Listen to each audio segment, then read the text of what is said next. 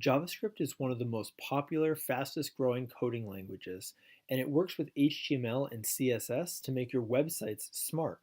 We use JavaScript to add all sorts of functionality and animation to our websites. Now, in this introductory video, I'm not going to do too much with HTML and CSS yet. We're going to focus on JavaScript, making variables and functions, and then seeing how a little bit of user input can be used to make a basic program. You'll notice that this blank sandbox I'm starting with is very simple. All I've done is I've added intro to JavaScript right here in HTML just to label this and make it less confusing. My CSS is still totally blank, as is my JavaScript.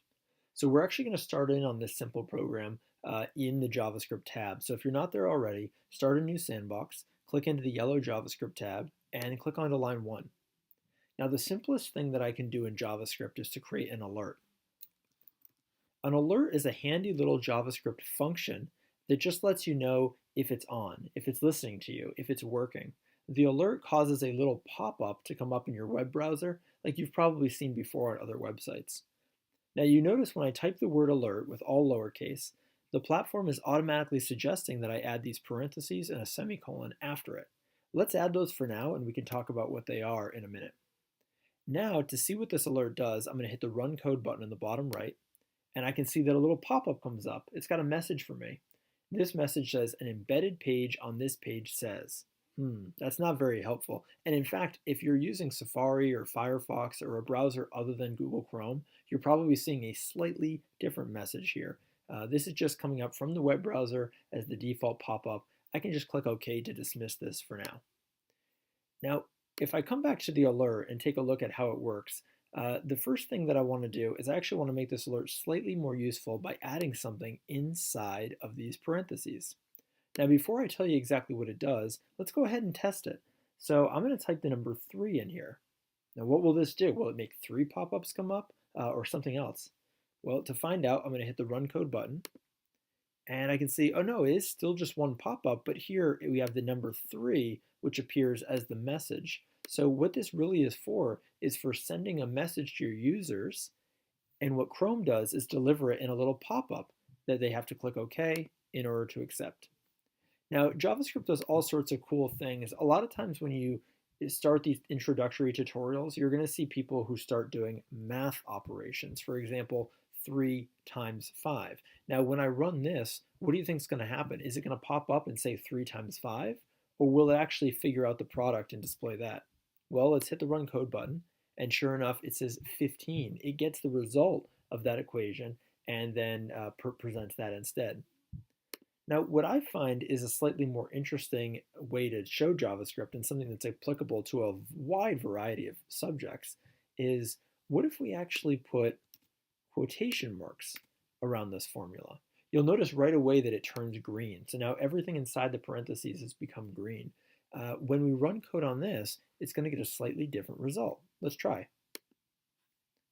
Sure enough, instead of 15, we're now seeing 3 multiplied by 5, all spelled out. And in fact, this is actually sensitive to white spaces here. If I were to add some space in between and run again, I would see that space reflected in here. The reason for this is because those quotation marks signify a piece of data called a string.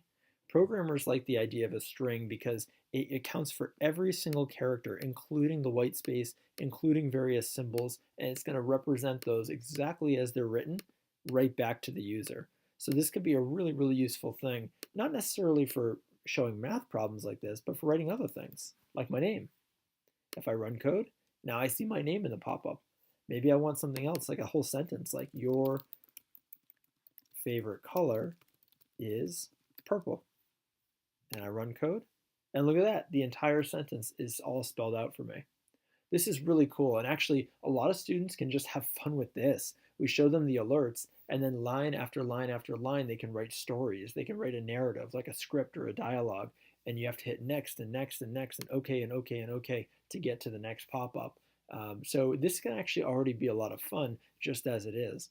But for my example, I'd like to make this a little bit more dynamic and test out some of the other tools that JavaScript has. So let's say that I wanted to make this into a very, very simple web page, or almost like a game, where I send it to my friends and family, and then it would ask them what their favorite color is, and put that here. So when I run it now, it says purple for everyone. So right now, this only works for friends where their favorite color actually is purple. If their favorite color was green and they load my website, it still says your favorite color is purple. So what we're going to do is I'll dismiss any messages that you may have up right now by hitting the OK button. And then I'm going to actually add a few spaces before the word alert. That's because I actually want to put a variable on line 1. In programming, variables work similar to variables in math. A variable is like a container that can hold a value. I'll show you an example. In JavaScript, we can write var, V-A-R, to signify, hey, there's going to be a new variable coming. The next thing you're going to want to do is hit the spacebar and name that variable. I'm going to name mine color because what I'm storing inside of it is the favorite color. If I was storing my name, I might name it name instead. You can name a variable anything. Just remember to try your best to keep it short and to have it relate to what data it's going to hold. So for me, color right now is perfect. The next thing I'll do is use the equals sign. The equals sign allows me to assign a value to the variable color. So let's go ahead and hit the equals. I'll hit space again, and then in my quotation marks, I'm going to write a color other than purple. Any color will work. Go ahead and add that now. I'm going to say yellow. Now at the very, very end of my line of JavaScript, I've got to add one more symbol. It's called the semicolon. We actually did add one before, if you remember, to the alert, but I didn't really go into depth about why. Just think for now of the semicolon as like a period when we're writing. This tells the computer, okay, I'm finished with that statement. I'd like you to move on to the next one. So for us, the semicolon is very important to have here so that the computer understands, all right, now we'll go down to line 2 and 3 and 4 and 5 and read straight through my document from top to bottom. All right, this is the moment of truth. When I hit run code, what will happen? Will it say your favorite color is purple, or will it now say your favorite color is yellow? Let's go ahead and try it. Well, would you look at that? It says your favorite color is purple still. So I'm going to hit dismiss on that. If you thought that the color should have been yellow, that's a very, very common misunderstanding about how this program works. What we've done here is we've declared a variable. We've said, okay, computer, you're going to have to remember this value. We've named that variable color. We've inserted the value of yellow into that variable, but then we never call upon that later. There's no place here where we reference that, either yellow or color or variable. All we're saying is your favorite color is purple. So we haven't really solved the problem yet. We've just taken the next step. We're a little bit closer. So to actually solve this problem, we're going to have to get rid of where this says purple. I'm going to have to go in and delete that word purple. And instead, I'm going to use my arrow to go right over, one space over, past the end of the quotation mark. And outside of the string, I'm going to add plus color. All right, now this hopefully will do the trick now. It will read this part exactly, your favorite color is, and then it will add to it whatever value is inside here. So now when we run code, sure enough, we get your favorite color is yellow. That's awesome, great. Couple quick notes about spacing, because I get these questions a lot. You'll notice that I added a space here and a space here. That's just my preference. I like things to be a little bit more spread out so it's easier to see. Some people will even go as far as to add spaces here and here to make this all a little bit more clear.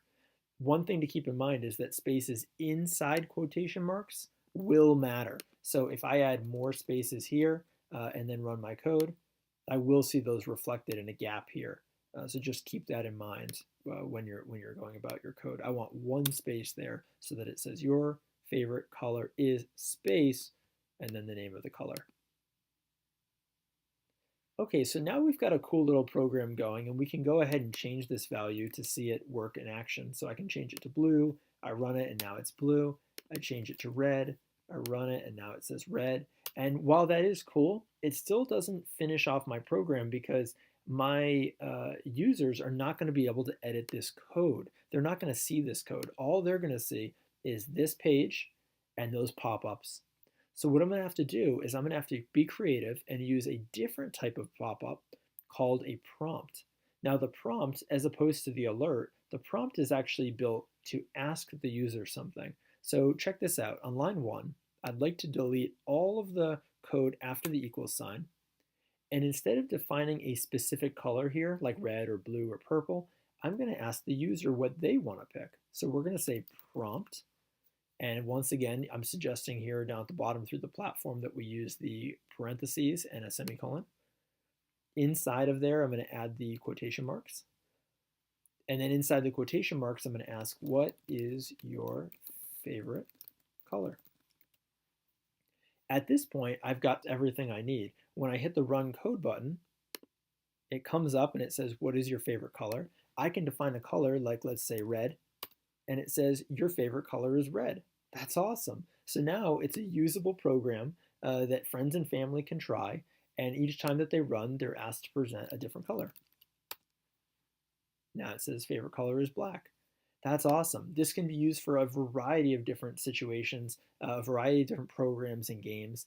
I know I said before we weren't going to tweak the HTML and CSS, but I do want to add one more line of code as a little bonus that I think you're going to find really fun. So what we're going to do is we're going to come down here to line 5, and I'm going to write the word document. Now in JavaScript, when I write that word document, it refers to this HTML document. When I come back over here, I'm going to write dot body. When I write dot body, what that means is going back to this HTML, we're drilling into this element right here called body. If you watch the intro to HTML video, you'll see that we dealt with that. Now we come back over here to JavaScript, and I'm going to say dot style. Now we're talking about the style sheet here, which you can see is still empty. So what we're doing here in JavaScript is we're going into the HTML, we're getting the body element, we're going into its style properties, and the last thing we're going to do is we're going to add background color. Now you can probably see where I'm going at this point, because the background color property will affect the color of the entire web page. I'm going to go ahead and set this equal to our variable called color. Remember to end that line with a semicolon. And now when I run my code, I'll be able to say, pick a color like red. And when I hit OK, it says your favorite color is red. I hit OK again, and it changes that background to red. It's a super cool, fun little app, and it works with hundreds of colors. All you need to do is to choose a web-safe color. So we could pick something like blue, green. If you decide to get a little more creative and you want to do something like dark red, just keep in mind that this is CSS, so that has to be all one word, dark red, just like this. And hit OK, and then it'll change to that color as well. Hopefully you found this helpful. We are going to dive into JavaScript a little bit more in subsequent videos. We'll be looking at things like conditionals, if this, then that. We're going to be looking at loops to do something over and over and over again. We'll be looking at functions, and then down the road even objects. But for now, these are the very, very basics, and gives you a taste of how JavaScript can be used to create dynamic programs that interact with your users. Thanks for watching.